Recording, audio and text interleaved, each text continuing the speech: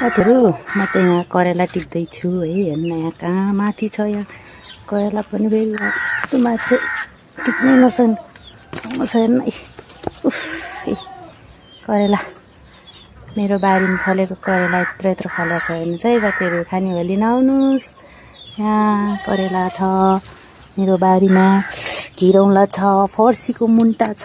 फर्सीको मुन्टा यहाँ कैडा लागेको छ।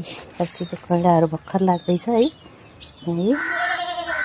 करेला छ अनि घिरौँला चाहिँ भर्खर फुल खेलिरहेछ। घिरौँला पनि छ हो, घिरौँला पनि पालो आउँछ हो है।